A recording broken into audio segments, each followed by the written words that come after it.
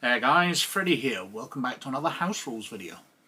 And as we move the creation of this system we're building together, this week we're going to move on to health. Last time we had a look at initiative, because these are core elements that we need to know as we're building the universe. As we're building in who's faster than each other, maybe some races will be faster, perhaps some classes, if we include those, will be faster. This time we need to work out who's tougher. Who can take more damage? Are warriors going to be more powerful than more intellectual characters? Or is it going to be a totally random thing? We need the mechanics there. So when we move on to building the races, building the classes, we've got the mechanics behind making those classes fit. So as usual, I'm going to bring out a few role-playing games. We'll have a look at them on the desktop, and we'll talk through how those systems work. And then at the end, we'll go over to the document that we've been building, and I should be sharing in the notes down below, and we will build in a health system. Now, in general, there are two ways of handling health, or most role-playing games tend to use one of these two ways. Obviously, there are exceptions to it, but the biggest two ways are, one is to have a variable amount of health, hit points as they're commonly called, which increases as you get more powerful. It can also be affected by your attributes, so if you're creating a character who is more physically rugged than another, then he'll be getting more of these health points and will be able to take more damage. But generally, as they go up in levels, they get extra hit points and they become tougher and tougher. The other way of handling it is that everybody has the same amount of health points. They have a certain amount of hit boxes, 7 levels, maybe 5 health levels, whatever. But you get to resist the damage. So when in the first system you get hit, whatever the damage is just comes straight off your hit points. However, in the second system, when you get hit by an amount of damage, you are getting to roll how tough you are against that damage to reduce it. And hopefully tougher characters will be able to reduce it to 0 and stay up longer. Now, the first system is mainly characterized by Dungeons and Dragons. It's the system everybody knows, and it's hit points. So if we flip to a character sheet at the back of the book here, we can see hit points, and they are based on your constitution and your class and level. So if you are a first level wizard with a low constitution, you'll be getting D4 hit points, and that's how much damage you can take. However, if you're a warrior with a high constitution, you might be getting D8 hit points plus 2 or plus 3. So you could have up to double, almost treble the hit points of a weak wizard. And every level you go up, you get more and more. The constitution bonus and the dice, making you tougher and tougher. This does have the effect of making weaker characters absolutely trivial to powerful ones. So you get attacked by a thug in an alleyway and he pulls a dagger on you. To your first level wizard, who has 4 hit points, let's say, the D4 damage of a dagger could see them down on the ground, because once you're at 0 hit points, you're making death saves to continue living, or your character might expire. But if you're a 20th level warrior with 100 hit points, that D4 dagger's going to do nothing. It's just a joke. And that totally takes out the ability of weapons to be dangerous in the hands of less experienced characters. The thug stabbing you in the back in an alleyway is totally unimportant to a powerful warrior. In the other systems, that stands a chance of still having an effect, because you could fluff your resistance roll and still take maximum damage from that weapon. But under this particular system, you get more powerful, you get tougher, and basically you can start ignoring lower amounts of damage. As an example of the second type of damage system, I'm going to use Shadowrun. Now this is 4th edition, but virtually all of them work the same way for damage. So if I flick to the character sheet at the back of the book, we can see the characters have a body physical attribute, which is what they roll against incoming damage. and then they've got the physical and stun damage tracks. So you get attacked by somebody doing 4 points of damage with their attack, and you roll your body, and any successes you get will take off that damage. In earlier versions, it's multiple successes you need for each point, but the kind of rule holds that you're taking your successes off the damage, whereas when they're attacking, their successes are adding to the damage. So a skilled opponent can do more damage with a weapon, somebody who's tough takes less damage. But it's all random, it's based on the dice. So you're rolling a bunch of d6, trying to get the target number to get the damage down, depending on how tough you are. An added part of this, though, is in the first damage system, as we saw in Dungeons and Dragons, generally you're absolutely fine until you reach 0 hit points, and then you're on the floor. Doesn't matter if somebody stabbed you 20 times in the back with a dagger, you are capable of running around and doing everything, with no ill effects from all those stabs. In Shadowrun, though, if you've taken small amounts of damage, even if you haven't used up all your physical damage track, which does vary based on your body, you take penalties. So you're taking -1, -2, -3, up to -6 dice. So even very tough characters, even though they can resist lots and lots of small pieces of damage, they'll be getting massive penalties to stay on their feet and will be basically incapable of doing much. So they are heavily penalized for being able to take all that damage, which balances the characters quite nicely. Now, a rather nice variant of the hit points system is used in Blood. Now, in Blood, you have hit points and blood points. Now, basically, your hit points is the buffer for how much you can do, how much damage you can take before you start to take penalties. So you lose all your hit points and you can still keep running around as normal. However, as soon as you start taking damage beyond your hit points, you start rolling on some of the rather wonderful critical hit tables that make Blood so interesting. So if you are hit with a sword, you roll on the critical hit table, and jumping in the air, you swipe downwards and land a deep cut upon his shoulder. He clutches a thin wound and painfully readies for your next attack. Slash the shoulder, opponent gets -5% to all future attacks until the wound is healed. So that's not fatal, but he now has a penalty because he's gone past his buffer. Wounds also do bleeding damage, and you lose your blood points until you're patched up. So you can pass out unconscious without having a fatal wound from just taking lots of little wounds which bleed. Also, the more you go past your 0 hit points is a bonus to the roll, because the very highest levels, if you've got a massive bonus because you're well past your hit points, you're rolling randomly on the table, getting a bonus onto it, you're far more likely to end up at this level, and you stab between his outstretched arms and the sword pierces his heart, ripping the vital muscle, thus silencing its convulsions. He flails wildly and utters a thin wail, which increases in pitch until cut short by a racking gurgle, and he is dead.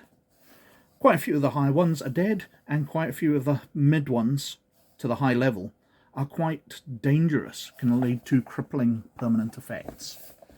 But basically, it's a hit point system, just with added critical hits on the high end to affect once you get to 0, and blood points added, so you can't just take damage, heal them up repeatedly, because you can patch up your hit points fairly quickly, but blood points will take days to regenerate.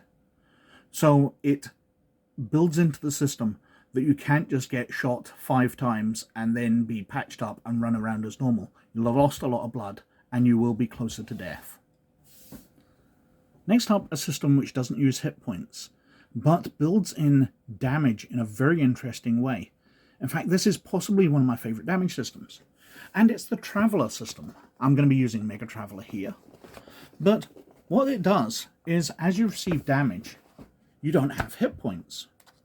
What you do have, if we look at one of the character sheets, is above our attributes of Strength, Dex, Int, Edu, and Social, we have the first 4 covered by wound levels.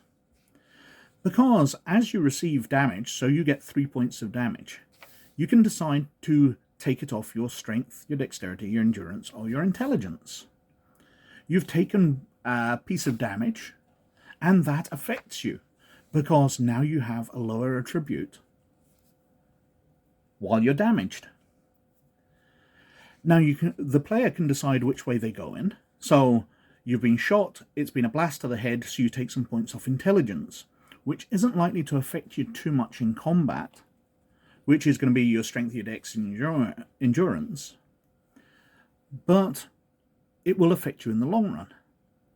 Now, as you roll the damage dice and take it off, you allocate it around. So you can stay at full operation, or rather, you can stay fully operational, even with massive penalties, for quite a while. However, once your attributes start going below 0, because you've taken too much damage, then you start taking wounds, which will affect you in the long run. So one attribute's a light wound, you're going to receive a cut or something, it's going to take a while to heal up. But 2 attributes, you're getting to more serious. 3 and 4, then basically you're on the ground dying. Now, I love the way this allows the players to build in what happens. You know, you get slashed at by a sword, well, it cuts across my muscle in my leg, so I lose dexterity because I can't jump around as much. Or it stabs me in the shoulder, so I lose some of my physical strength. Or I get a blow to the head, so I can't think as clearly. You can write it into the story how you've been damaged. Now, I think it would be kind of nice if it affected all the ones. So your social might be affected because you've been cut across the face and there's blood there. So people will interact with you worse. But I love the way that damage affects the way you are, what you're capable of, straight away. It comes straight off those attributes which are used in all your skill rolls. And that you can write it into the story of your character, how they've been affected. And of course, if the attributes are going below 0 and you're picking up scars, then you can write that in as well. You know, if it's been your intelligence that's gone below 0 and you're picking up a scar, then it's a scar to the head. Your strength or endurance, it might be something to the body, a cut across the belly, a bullet through the shoulder, that kind of thing. I really like the storytelling aspect of this, and I really like the way it affects your character straight away. And now a game which really has no health rating at all. Not a set one for characters, not a variable one which you build up by going up levels, the rather wonderful Millennium's End. A game which basically faded out of existence towards the Millennium. Now, looking at the character sheet, we can see there is no hit points on here at all. There is no health rating, but there are lists of wounds. Because basically every wound which gets through is kind of treated like a mini critical hit. So if you get an attack which goes through your armor, which hits you, goes through your armor, you receive a wound. Now that might just be a scratch or something, which is trivial. But it might be you receive powder burns to the eyes, or an ear is shot off, or something major which is listed, and it has a massive impairment on your character. You're shot through the thigh, and suddenly your movement is degraded. You're shot through the arm, and you can't use that arm in combat. You get a massive penalty to anything you're trying to do with your hands. And that's the way this game handles damage, that all the damage is in individual wounds. Now, they kind of build together that they'll be getting more serious as time goes on. But as you receive the wounds, they're just treated individually. So you get shot through the thigh and you can't run. You get shot through the shoulder, you can't use your arm. You get powder burns to your eyes, so you can't see clearly. But it's not like they've all come off in various ways and you're now at death's door. It requires a killing blow to kill you. You can receive lots and lots of very, very bad wounds which mess your character up, not only in the current situation, but in time to come. because you can lose body parts with these critical hits. It's a very interesting system, which does lead to your characters picking up war wounds.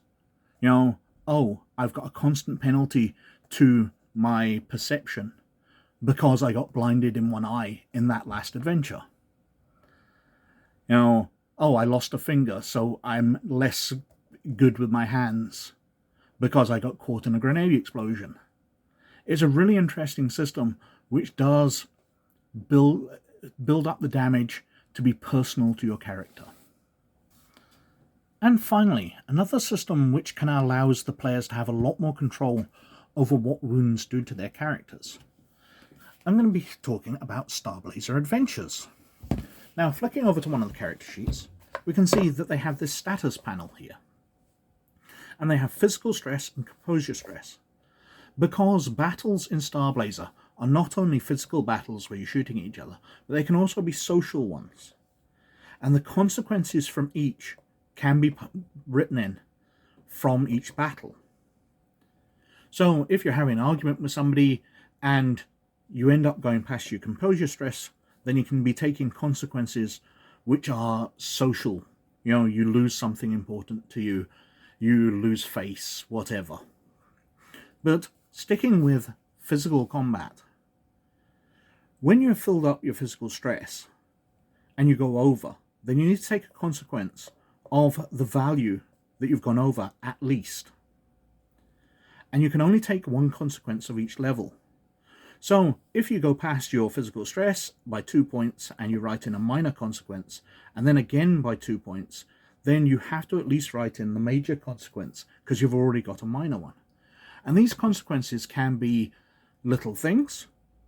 They can be you've lost your gun, it's been damaged, your uniform's ripped, but they can be up to major and severe extreme ones where you have taken a war wound.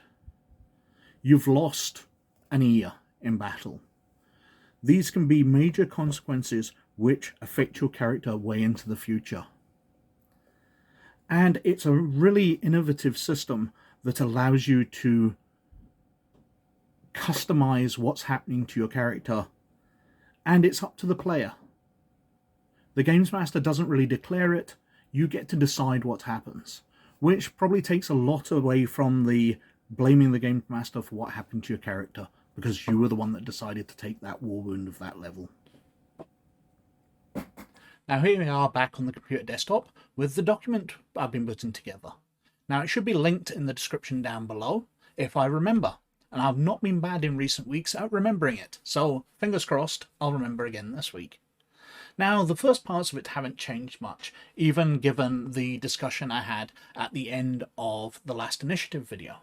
So we've got the text I wrote in 1995 still untouched.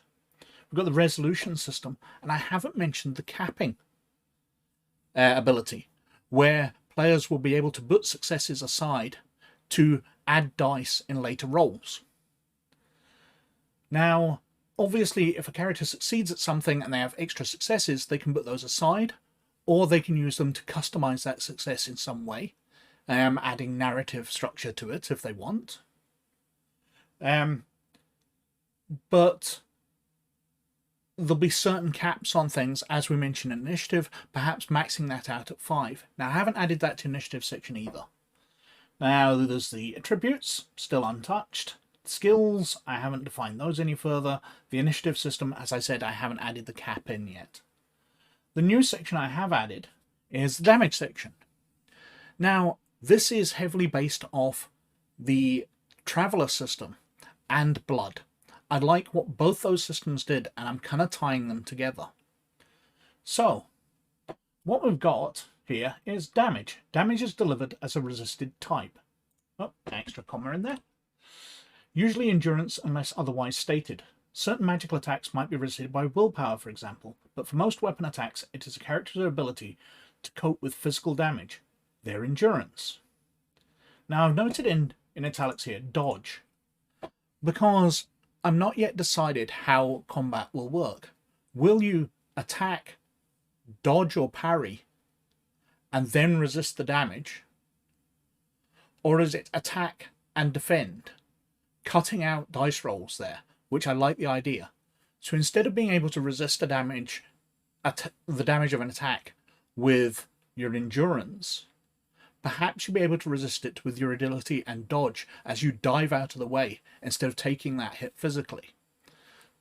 Not yet decided. We shall come to that. If it's going to be attack, dodge, damage, resist, or just attack and defend. I like the simplicity of the two, but I think it loses out somewhat and makes it way more random if it's just those two dice rolls. Anyway, the number of successes the attacker achieved for damage are resisted by rolling the required attribute plus any bonuses for armor, etc.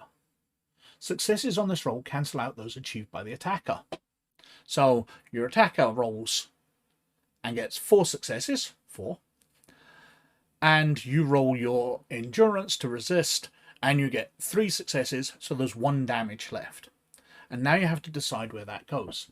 Any remaining damage must then be allocated to an attribute which is temporarily reduced by this amount, and the effect is described by the damaged player. So you look at it, you don't want to be less dodgy in combat, you don't want to hit less hard, you don't want to reduce your ability to resist damage, so you take it off your charisma, your intelligence, something you're not using in combat to keep your effectiveness up. And that drops by 1 dice until you are healed.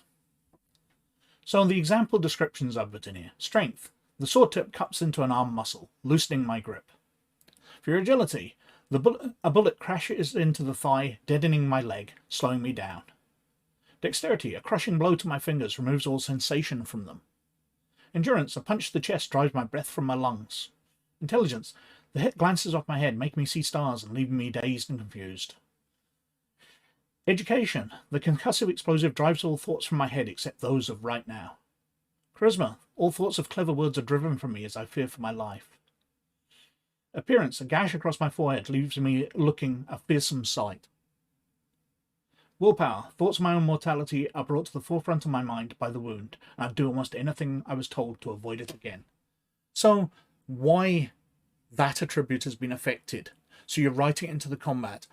Okay, you've been shot. Oh, well, it hits my head and I see stars and my intelligence is lowered because I'm dazed and confused for a moment. Or it cuts me and blood's coming down my face and I'm not going to be able to talk to people in a nice way and they're not going to like the way I look with all this blood across my face. It's the effects of the wounds temporarily and which can be patched up because this will be quick wounds. You know, once you're out of combat, you'll be able to patch somebody up and get rid of these in basically a short rest type situation. However, if any particular attribute is reduced to 0, then a critical hit is rolled, with a bonus to the roll equal to the amount of damage remaining when the attribute was reduced to 0. So, your intelligence is 1, you take 4 points of damage, so you're rolling a critical hit plus 3.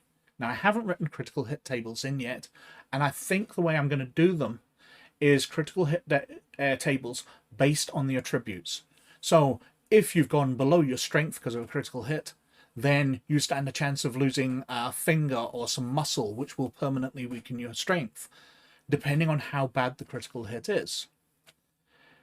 Much like blood, but instead of based around what weapons being used, it's going to be more based around what attributes been affected, so the way the player has written that into their character. And damage is allocated out, allowing a character to distribute across multiple attributes and hang on in combat for as long as they want, without taking permanent effects, or to avoid penalties by taking permanent effects. So, there's the 2 ways you might want to do it. If you're willing to take the risk of permanent effects, then you can put all the damage into certain attributes and take critical hits on them, which will leave you with scars, it will leave you with perhaps lowered attributes if they're high enough, and perhaps might lead to death. But you won't be taking points off your important endurance to resist damage, agility to dodge, strength to do damage, etc. You will stay useful in combat, but you'll be taking critical hits and standing a chance of dying.